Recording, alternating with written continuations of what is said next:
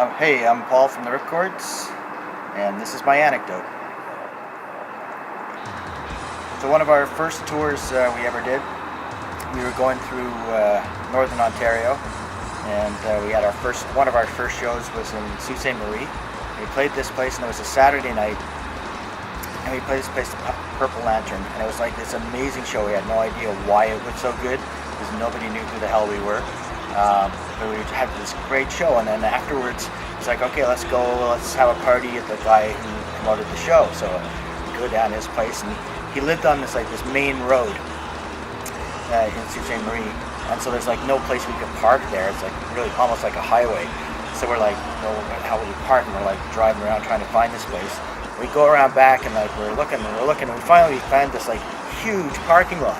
And we're going, wow, that's really cool, and there's no restrictions or a couple of cars, so we just park there. And so then we go party in this house, and then everybody starts getting really tired. It's 4 a.m, and we're going back to the van to sleep. Because people were still partying in the place where we were supposed to sleep, and we're like, we can't do this, we're going to go to the van and go to sleep. A whole bunch of people followed us out to the van. And so the van is open, and some of us are asleep, and then other people are partying, and they're punks passing out all over this parking lot. And we're going, wow, this is so cool. We're on tour in Sault Ste. Marie, and they're just drunk punks everywhere. And then finally we fall asleep, and then I guess 4 or 5 hours later, sun's up, and I get up, and I'm looking around, and the van's still open, and I'm looking around, and it's parking lot is full.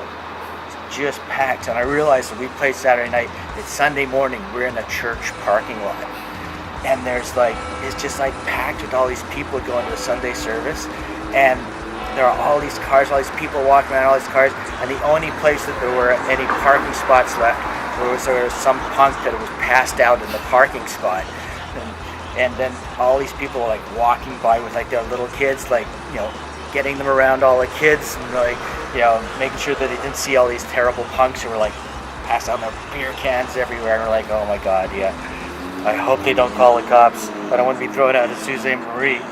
And then we realized it's just the drummer and I who are in the parking lot, and our bass player is missing.